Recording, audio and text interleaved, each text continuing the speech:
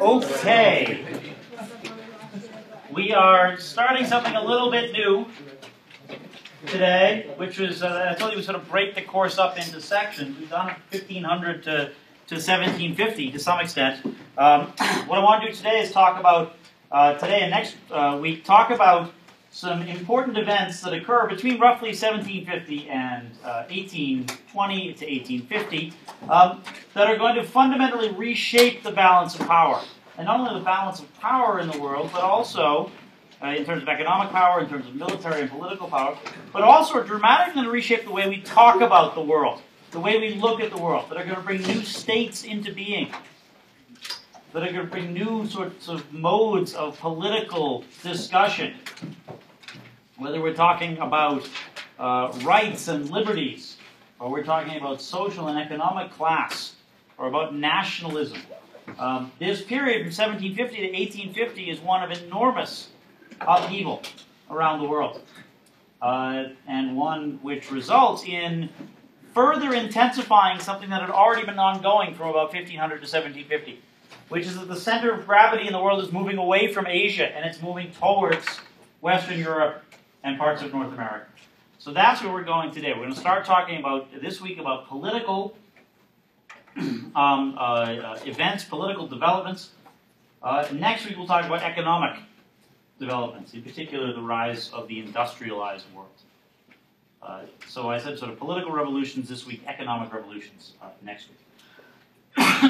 In order to understand what happens in three places, we're going to look at what I call three Atlantic revolutions this week. The American Revolution, moving in chronological order, the French Revolution, and the Haitian Revolution. We're going to look at these, we're going to look at them in a comparative sense, we're going to look at them from a world history perspective. And we need to start not with sort of the onset of the American Revolution, but start actually back in the middle of the 1750s, with one event which has ultimately significant consequences for all three of these revolutions. That event is the 7 Years' War, which is a colonial war, or you might say an imperial war. It sweeps up all the great powers in Europe, but takes place not only in Europe, but also in the Americas, particularly in North America, the Atlantic, and the Caribbean, between the French and the British. It is a war in the Americas designed by the British to curb French encroachment from the north into British territory. That is, the French who have established themselves in parts of northeastern, what's now northeastern Canada, seem to have their eyes on expanding south into the Great Lakes region, into the Ohio River Valley region. At the same time, this is an area which British colonists in the Americas, in North America, have their eyes on as well. It's a war that's going to take place in what some historians call the borderlands. That is the area between the French Empire in the north and northeast and the British Empire on the east coast of North America. That is, it's a war that's fought sort of at the margins in Quebec, in upstate New York, in Nova Scotia. It's a war that lasts from 1756 until 1763. It sometimes also, it runs parallel with, for a long time, what's called in North America the French and Indian War, which began before 1756, but which is sort of folded into it. Same thing? Or? Yeah, it starts a little earlier. I think the French and Indian War, I think we could technically date to 1754 to 1763.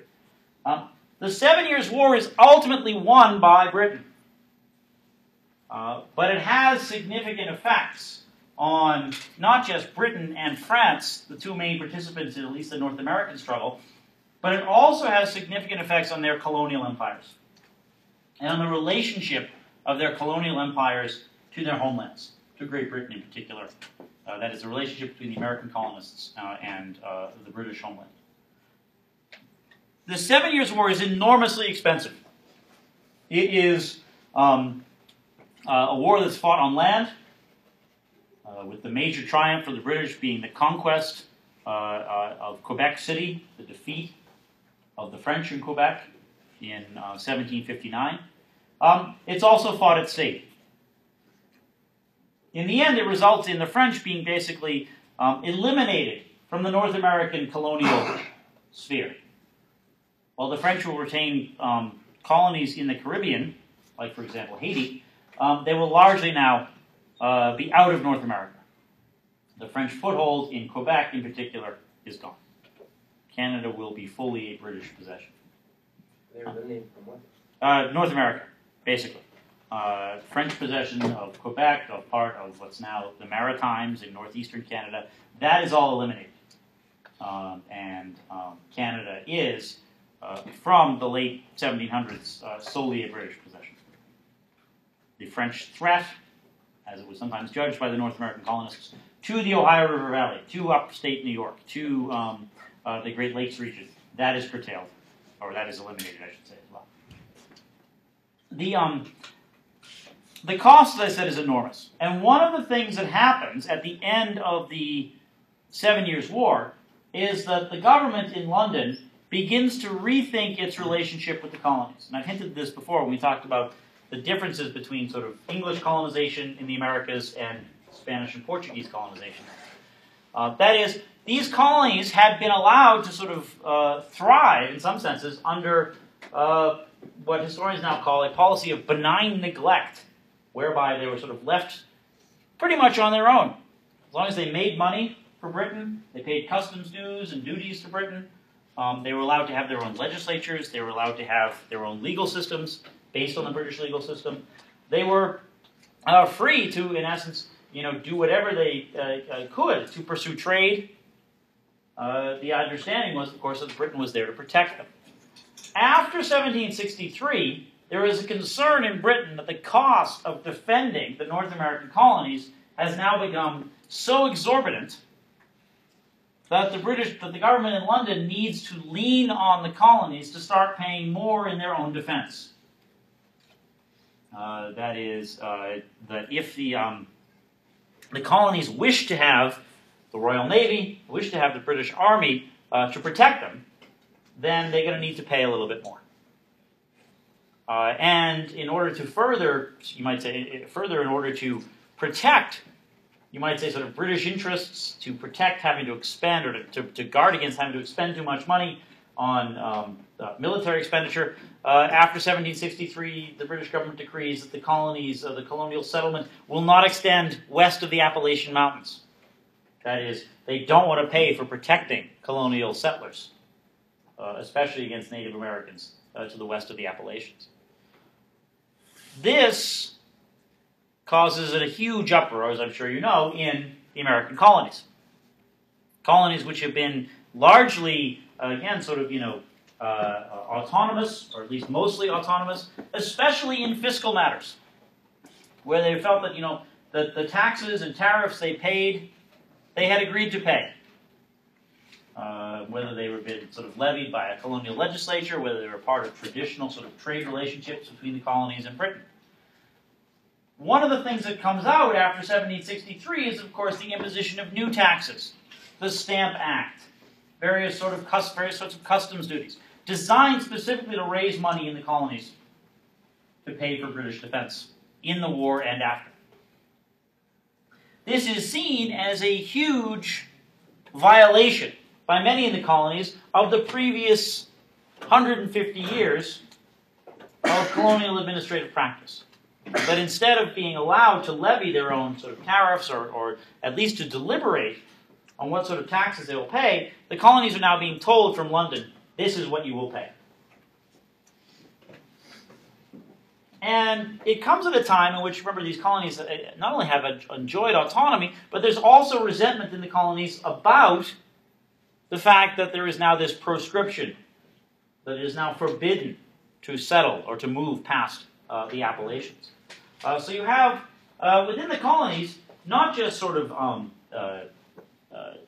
intermittent protest, but a growing chorus of protest, because the more the colonies protest, the more the government in London, the government of George III, his prime ministers, seeks to impose duties. And if they can't collect it through the Stamp Act, they'll collect it through customs duties. They will impose or sort of protect the trade of certain goods, like tea, at certain prices, rather than allowing in other goods. All of this builds to a crescendo, of course, in the colonies.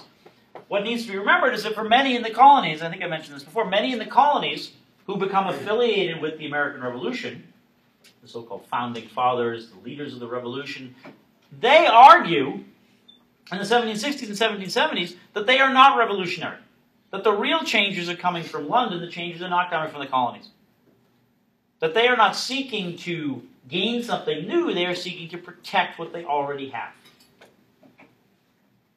And this is a direct legacy, as I mentioned before, of the way in which these colonies have been founded in the first place. That having been granted all sorts of autonomy, having been granted their own legislatures, having enjoyed a great deal of leeway in setting themselves up, these colonies are very reluctant to pull back or to see that those traditions pulled back. In the Anglo-American legal system, precedent, that is sort of what has been done before, is very important. And so what's seen as happening in the 1760s and 1770s is that the British government is sort of defying precedent, is acting against precedent, and is in essence sort of violating the core or key principle of the English common law. So for those who are, sort of really leading this American Revolution, there will be all sorts of protestations that they are actually sort of, that they are the true Englishmen, they will oftentimes say about themselves, rather than Parliament. And that Parliament is instead acting tyrannically. And that arguments that Parliament has the best interests of the colonists at heart, even though the colonists don't vote for representatives in Parliament, that's dismissed. It's an argument that was made by many in Parliament. It was called virtual representation. You can't actually vote for a representative, but don't worry, we'll still keep an eye on you. We'll still do what's best for you. The colonists weren't buying it then. I don't think many people would buy it now. But it's this which brings conflict, of course, in the middle of the 1770s. And what I want to talk about in relationship to the American Revolution, and what I want to talk about with these revolutions as a whole, is looking at them comparatively and thinking about just how revolutionary they are. We have these moments of great political upheaval that will, at least in some senses, change the way we talk and think about politics. But I want to look, at least starting today, at how radical, you might say, these revolutions actually are. And particularly to break down a little bit what these revolutions say and what these revolutions do. What they say and what they do. And I think that will perhaps give us a way of understanding sort of, not only how sweeping these political changes are, but the relationship of these various revolutions to each other, and also the ways in which calling something a revolution doesn't perhaps necessarily make it a revolution. The first of these is, of course, the American Revolution. And in essence, to understand the American Revolution and to understand this sort of relationship between what we might call rhetoric and action, what the revolution says and what it does, we can actually focus even on one person. A person whose history is controversial, someone whose legacy is still claimed by many politically, whose writings are still read by many politically, and that's Thomas Jefferson. That is, if we look at this one individual, we can see within Jefferson's own life the contradictions. That is, I'm going to argue today that the American Revolution is, in many ways, the most contradictory of these revolutions. The one in which action and rhetoric do not meet. What's rhetoric mean? Rhetoric is sort of what people say, how people speak. That is, what I say is rhetoric, what I do is action. Saying one thing and not doing it. Well, yeah, they're just saying, what do you say and what do you do? And how well do these correspond? And Jefferson is sort of a very interesting test case in the American sense. And in many ways, he embodies almost physically. He embodies in his life, in his biography, in his relationships, the contradictions at the heart of this American Revolution. Because the first thing is this: Jefferson, while he's not the sole author of the Declaration of Independence, he's sort of the one who puts it all together. Some bits and pieces are collected from others, but he's the one who ultimately sort of collates it all, puts it all together. The Declaration of Independence is a very radical document. That is, the propositions laid out, the principles established in the Declaration of Independence are enormously radical for their time. You might say they still remain radical to this day. It's one of the reasons why they resonate so much with people around the world, not just in this country, but elsewhere. The radicalism of them comes in a couple of ways. Most particularly, it's not just in the radical assertion of individual rights, of fundamental human rights, life, liberty, and the pursuit of happiness. But first of all, it's in their enumeration as what is called inalienable rights. Does anyone know what inalienable means? Can't corrupt or can't change. Can't change to some degree. Born with it? You're born with them. Universal. They're universal in that all people have them, yes. Other things about inalienable rights? Something that's often, I think, forgotten these days. Inalienable has a couple of meanings. In the first place, it means that something can't be taken away from you. The old legal term for selling something, especially land, was to alienate it. That is, separate it from you. Dispose of it. Inalienable rights are not only rights that are protected from others, the rights are even protected from you. People can't take away your inalienable rights. You cannot give away your inalienable rights. Something I think is often forgotten, especially these days. Where people say, oh, we have to have, justifications or balances between, security and individual rights and things like that. According to the Declaration of Independence, certain things you cannot give away. Like what? Everything subsumed under the heading life, liberty, and the pursuit of happiness. You can't say, well, I'll be safer as long as somebody's reading all my emails. Oh my goodness. Hmm? I was just saying, oh my goodness. Oh my goodness. Well, but this is what the Declaration of Independence says. If you believe that liberty means that you ought to be able to send a text message without someone in McLean, Virginia reading it, then you can't say, oh, but in the greater interest of security, I give that away. You can't. That's one of the really radical things. That is the Declaration of Independence says there are certain rights granted by a creator. These guys are all deists. They all believe in that there's some sort of creator God who has sort of created the world and now watches it work. They're not evangelical Christians. They don't want to convert the country to Christianity, everybody in the country to Christianity. They do not view this as sort of God's providential nation. The Puritans did, but that's a different story. But Jefferson in the Declaration of Independence is laying out this fundamental fact that you have rights and you cannot give them away. People may try to take them away, and if they try to take them away, you not only have a right to resist, you have a moral obligation. That's the other thing that's radical there. Not only that you have these rights, which no one can take from you, which you yourself can't give away, but if somebody tries to take them away, not only can you resist, you must resist.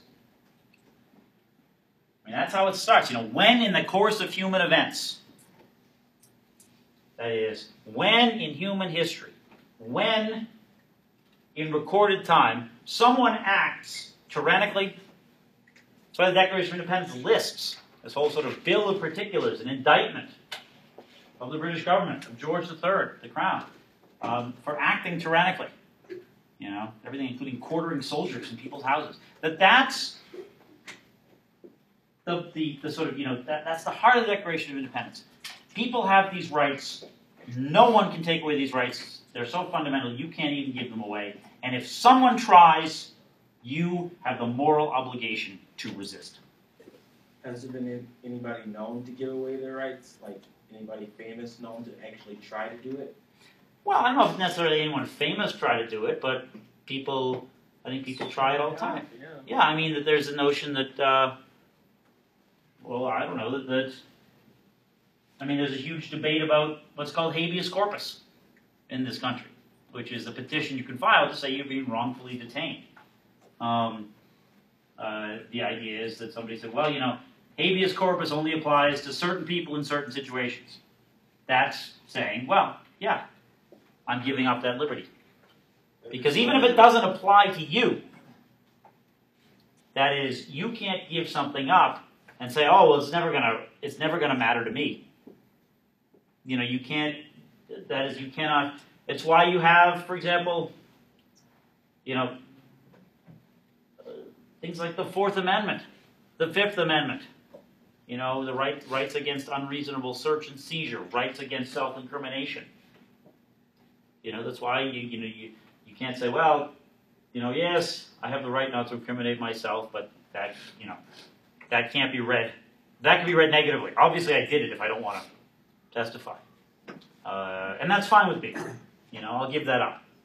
You know, people say, oh, you know, it's, I don't know, people always talk about sort of, you know, protections in trials, things like that. That you know, oh, those won't apply to me, so it doesn't matter whether we have them or not.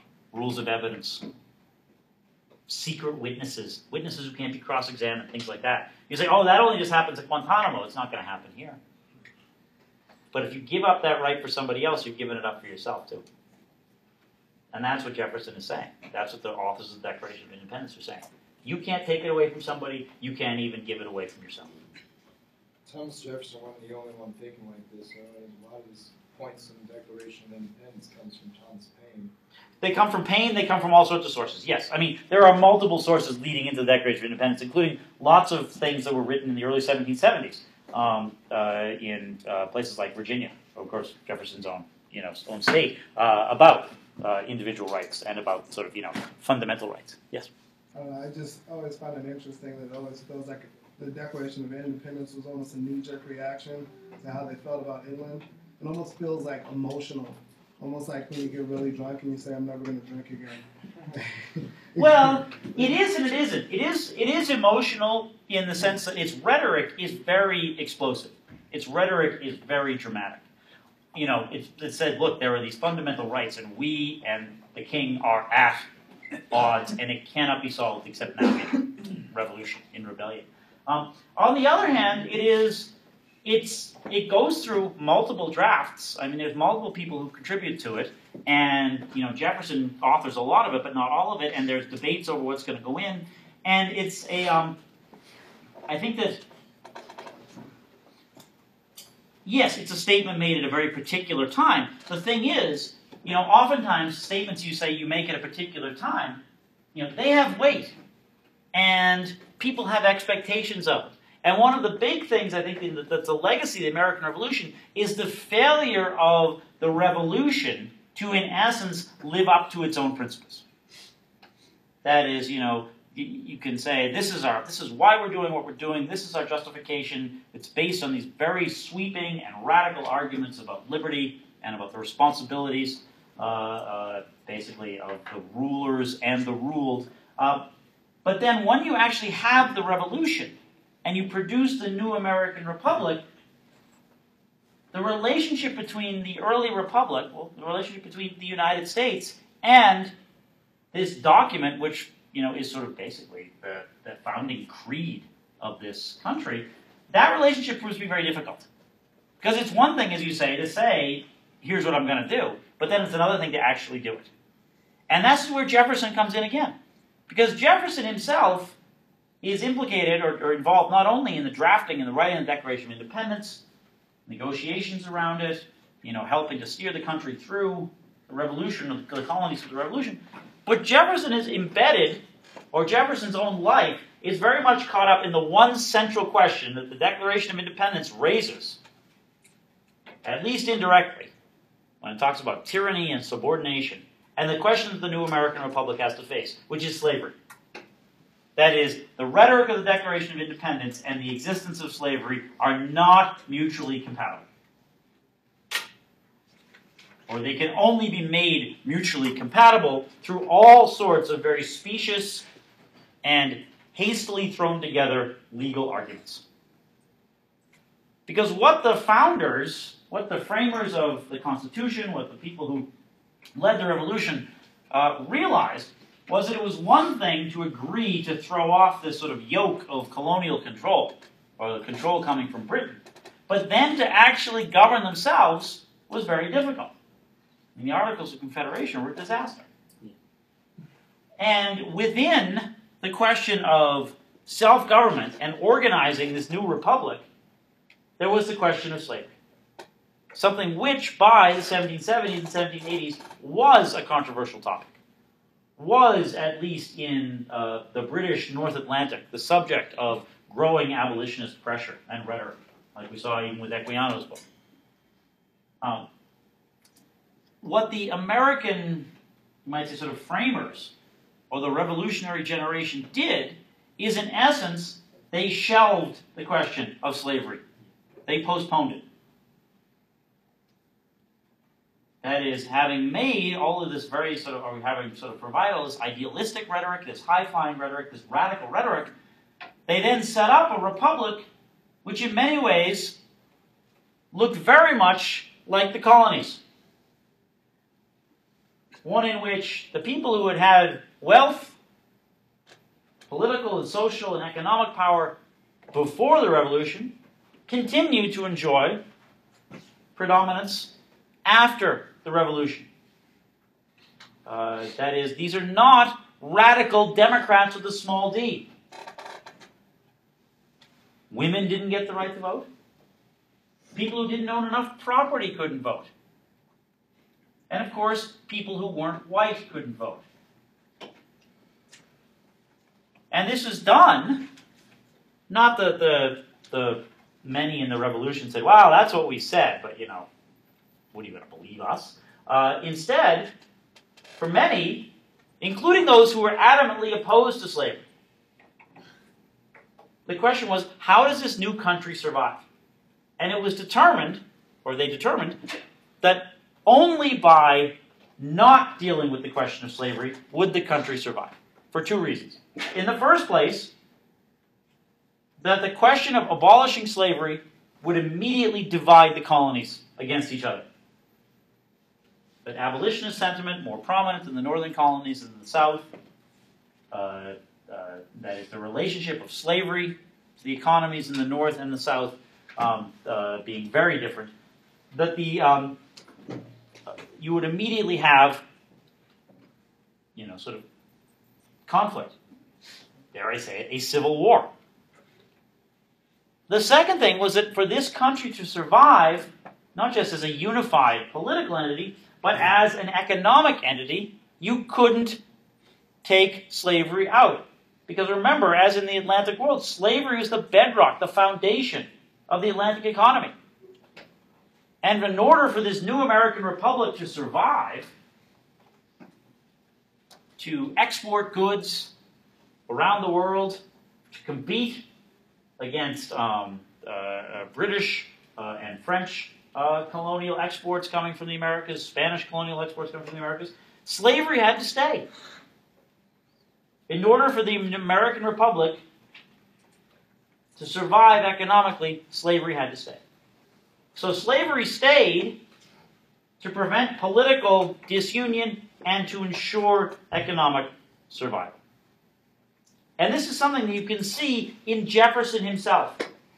Jefferson himself, as sort of a test case for the morality of slavery, Jefferson's all over the place. Jefferson himself understands and knows that slavery is not right, that slavery is immoral. Jefferson knows that the failure to deal with the question of slavery is a fundamental flaw in the American Republic. Around 1810 or so, he writes, I can't remember if it's to people in Virginia or it's to people in Kentucky, he writes about this sort of the unsolved question of slavery. And he says that it's out there, and so he calls it a fire bell ringing in the night. Anyone ever read that?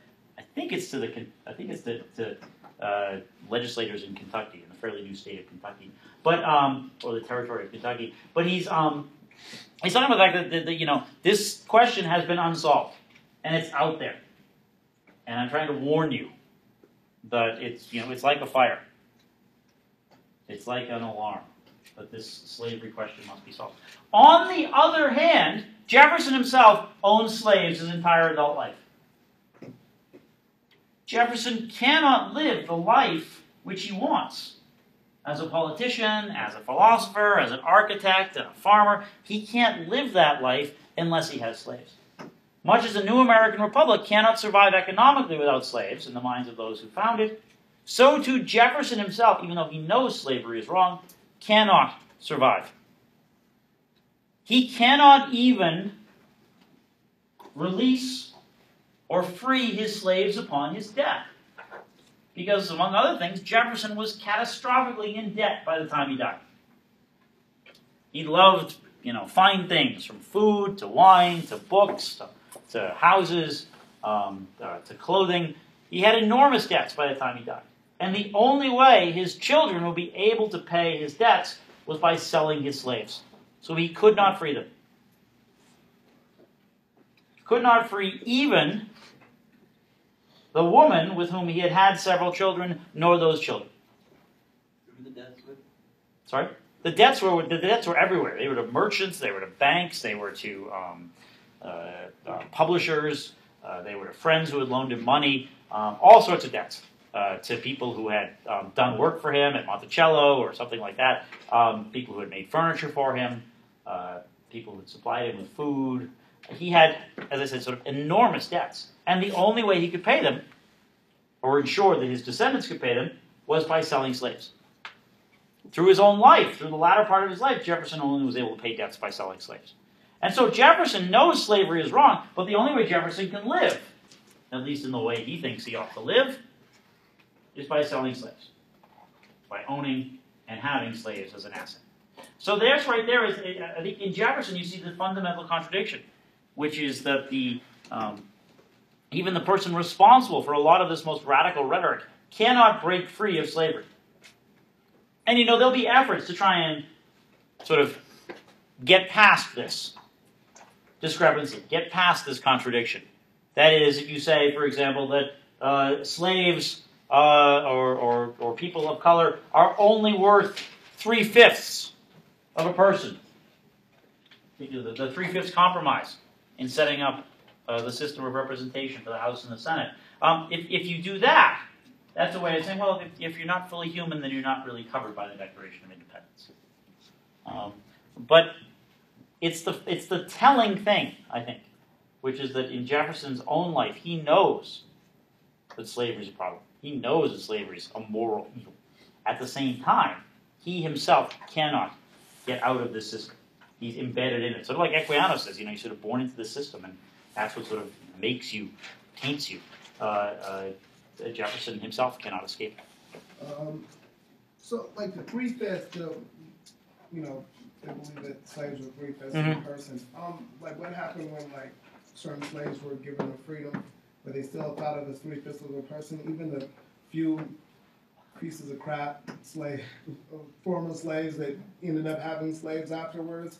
Like, were they still thought of as 3/5 of a person? Yeah, it was largely because the numbers of people freed are so small in these states that it doesn't really affect the calculation. It's largely done basically on the fact that the southern states wanted to count these as people so they could have more representatives in Washington. At the same time, they didn't want them to count as people because they wanted them to be slaves.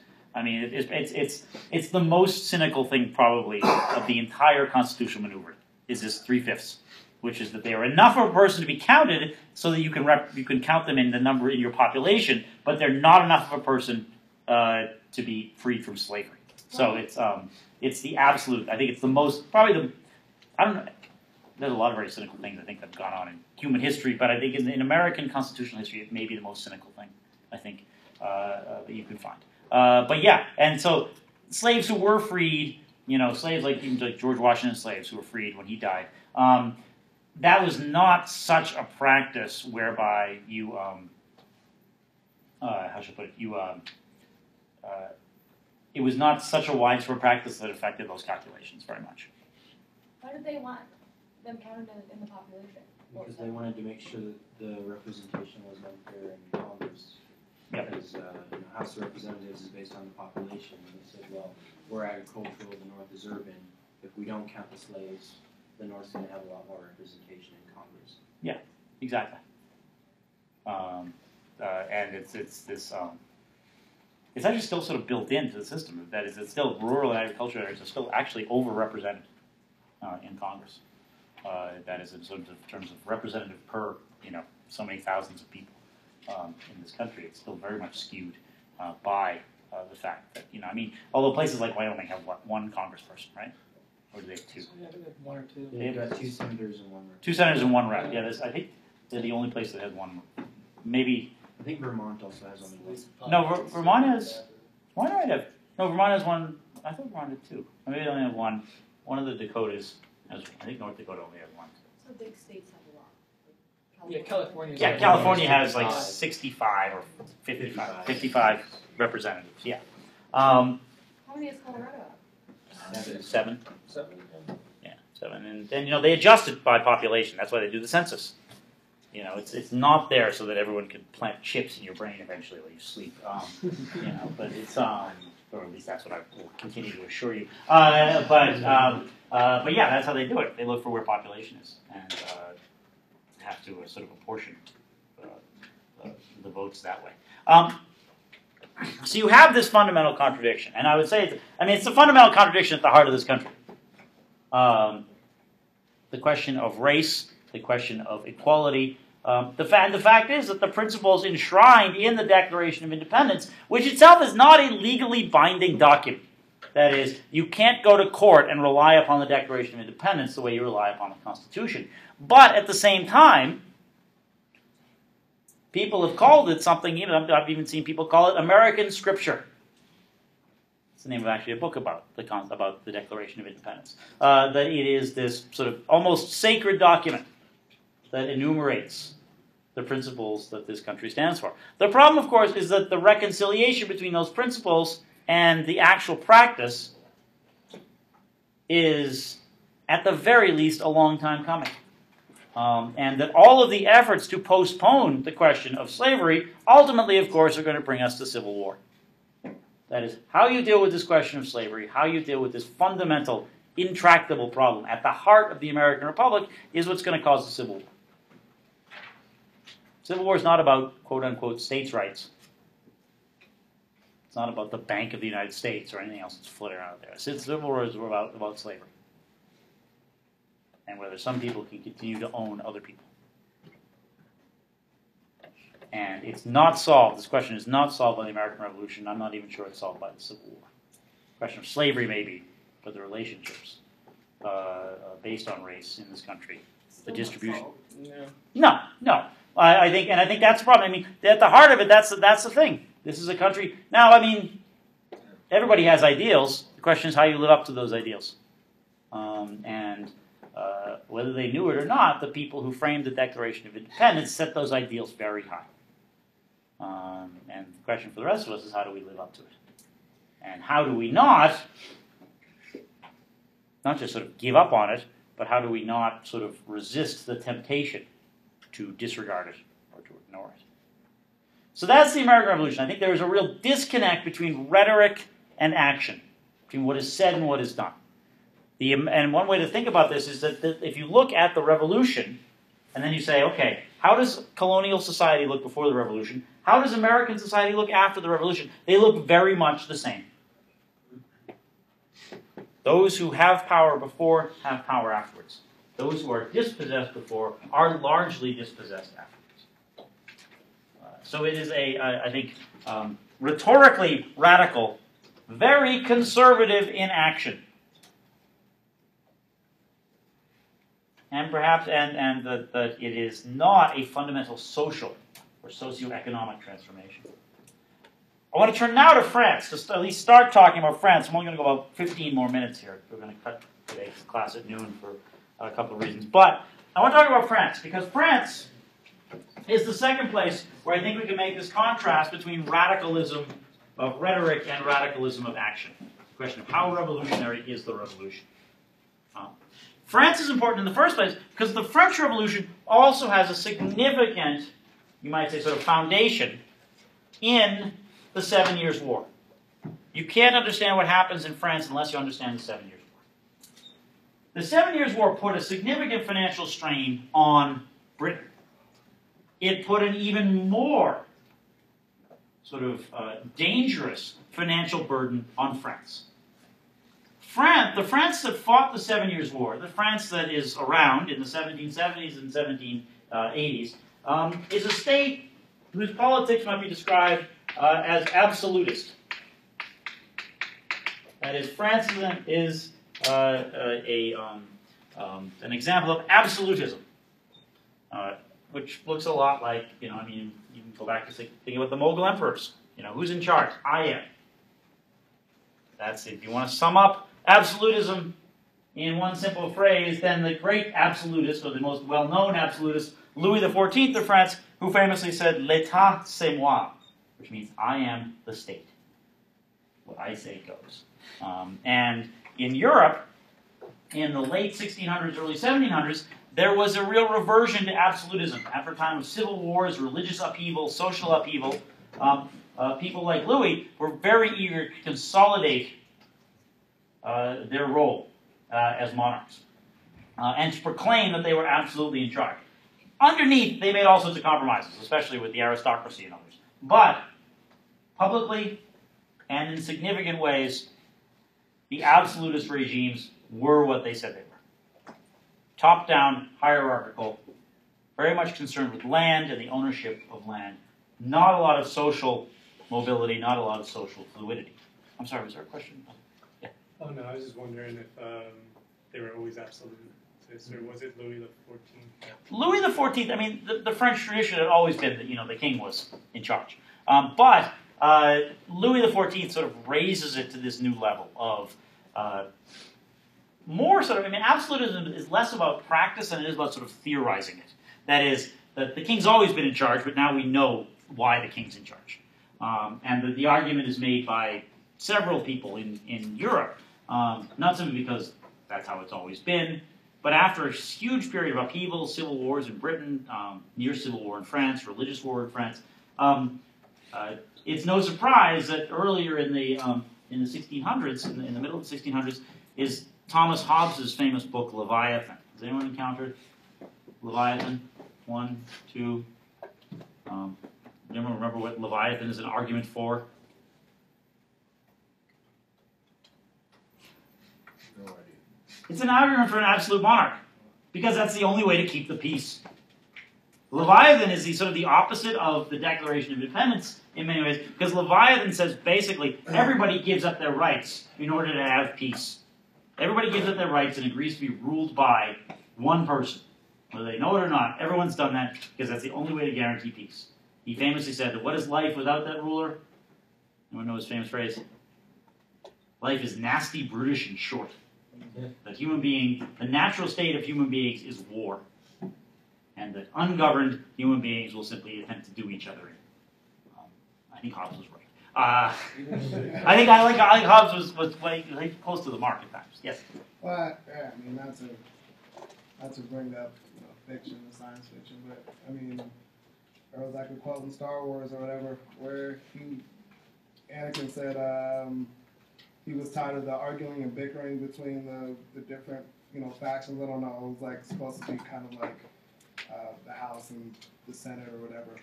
And he was like, there should be one person that makes the rules, so there's no more arguing or bickering. And then she was like, that's a tyranny. And he was like, well, that's what works, That's what Hobbes says. Hobbes says that right after the English Civil War. He says, look what happens when everybody has a say. Instead, absolute monarchy is the only way to go. And now Hobbes doesn't do it because out of any, I mean, people like Louis the 14th will say, well, it's because, in many ways, because this is what God wants. You know, why are there kings? Because God created kings. I am the king, therefore God must want me to be the king. You know, I rule because God wants me to rule. Hobbes had said no. Hobbes had said no. It's no sort of divine right to monarchy. That God created kings, therefore you should obey kings. Because Hobbes is writing a different context. In 1649, at the end of the English Civil War, the English Parliament, the victorious side, cut off the head of the king, Charles I. And January 30th, 1649, in this big square in central London, right near Parliament. And the reaction wasn't, you know, huge cheers and everything, but people who were there said what happened was the axe fell and the head came off. There was this huge sort of groan. As everybody basically went, ah, you know, because they didn't know. You know, God supposedly had ordained kingship. You know, are you going against God? You know, the sky didn't fall in. 20 years later, when there was a huge plague and a fire in London, people walked around saying, I told you! But that was, their arguments were a little bit sort of out of date. But Hobbes simply argued out of pragmatism. He said the only way to survive is you have one person in charge who's basically allowed to beat everyone else into submission. So a tyrant? A tyrant, yes, exactly. Because otherwise, he says, look at human beings left ungoverned. If you tell people, no, there's no rules, it's all the honor system. Ah, okay. Human history teaches us to be very suspicious of that. So, it's an absolutist state. It's a fairly sort of economically backward state compared to Britain. France has colonies overseas, but they don't have many. France does not have a huge, thriving sort of financial or commercial sector the way that Britain does. It doesn't have a hugely diversified economy. Instead, it has a very top-heavy government, and a government which has made enormous military commitments during the 7 Years' War, and then makes even more in the 1770s and 1780s, supporting the American colonists. Having lost the 7 Years' War, the French try to get, basically, something back at the British by supporting the American colonists. That's why you have so many places in this country named Lafayette. That is, you know, one of the things they exported was the Marquis de Lafayette as sort of a military and political advisor. But they provided a lot of money and a lot of shipping and material, which cost, obviously. And by the middle of the 1780s, the French state was in economic crisis. The French had undergone a series of bad harvests. France had a significant population of people living in abject poverty, whether in cities like Paris or in the countryside. You had a society which was in some sense sort of looked almost sort of medieval. Peasants living practically imprisoned on the land. Aristocrats who enjoyed all sorts of privileges. A church which was very powerful. But it was not a state that was economically dynamic enough to keep producing the tax revenue, the money that would fund all of these overseas adventures and commitments. That's the thing that Britain did, even though, you know, in 1763 the Parliament was saying, look, you've got to do more to help us with you know, defending the American colonies. France didn't have anything like that. And by the middle of the 1780s, the French government, the French king was at a point, Louis XVI was at a point where he could no longer raise taxes. Harvests had been bad, food prices were high, there was violence in Paris over the price of bread, the price of grain generally. He said, I cannot possibly raise taxes anymore, or at least I can't do it by myself. The traditional sort of absolutist prerogative. I need to find some way to continue to raise taxes to pay these enormous debts. I got to pay for Versailles, for crying out loud. That's what Louis XIV built. You want to talk about a heating bill? You go to Versailles someday. You can't build an entire hall out of glass and mirrors and hope to keep it closely warm. But he's got all of these expenses. He can only now pay for them if he sort of moves away from this absolutist stance, if only briefly. Basically, he's got to get people to buy in to the regime again. And he's going to do it in 1789, at this moment of fiscal crisis, by calling for various representatives of groups in France to come and meet at Versailles with him. It's a body which hadn't met in a couple of hundred years, known as the Estates General. The Estates General. And it has 3 estates within it. There's 3 groups within it.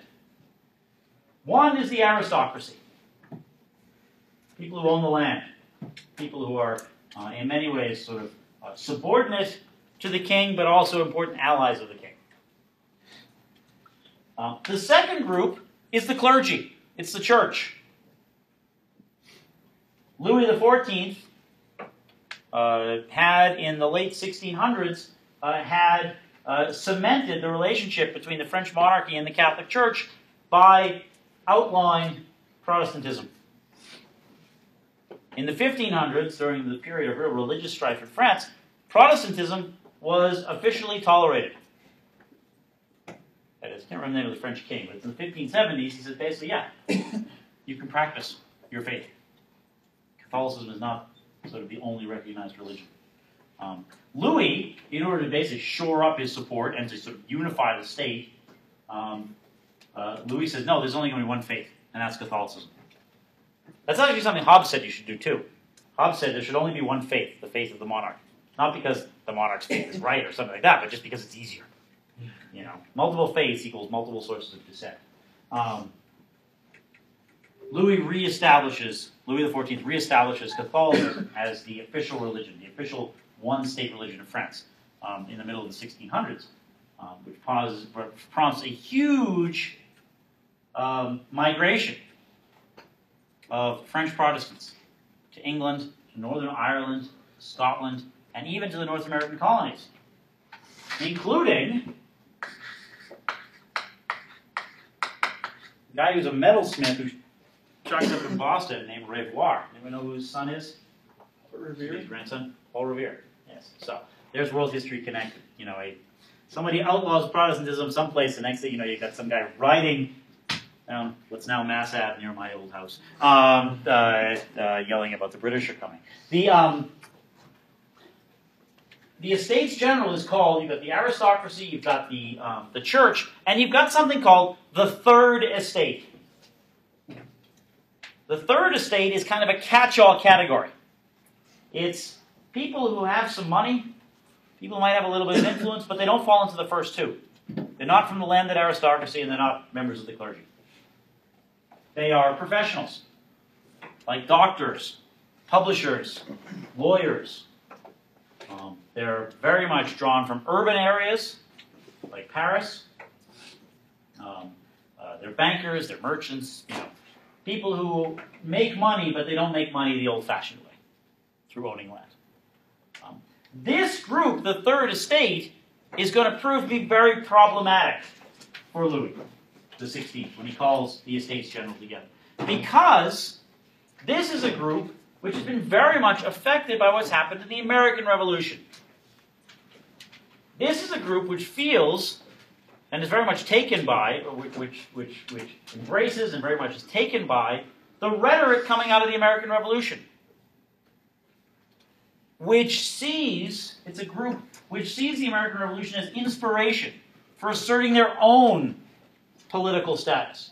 It's not a group seeking to radically democratize France. It's simply a group saying, we want in to the power structure.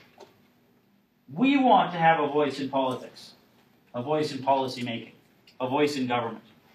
We have money. We have some status. We want that to be recognized politically. So it's not absolute sort of radical, rouse the workers and the peasants. Instead, the Third Estate simply wants inclusion. They want to change the nature of the French government, but they don't want to necessarily dramatically change France itself. They're not radical Democrats, with a small d. They don't want to be under one dude, just like they don't want to be under one. Americans. Exactly. They see tyranny in the case of Louis. At the same time, they do not want an open, free-for-all egalitarian society. Because they're the minority in the Yeah, exactly. They're not going to open it up. I mean, then you'd have peasants voting, and who wants that? I mean, my goodness. You know, they'll want to, you know, and then women will want to vote. My goodness, you know, it's like, you know, where does it end? That's the, you know, that's the approach they take. And so they are very reluctant. They are not embracing radical social or political change. We will come back on Thursday. We'll talk more about the Third Estate, and then we will talk about France and talk a little bit about the Haitian Revolution. All right, thank you all.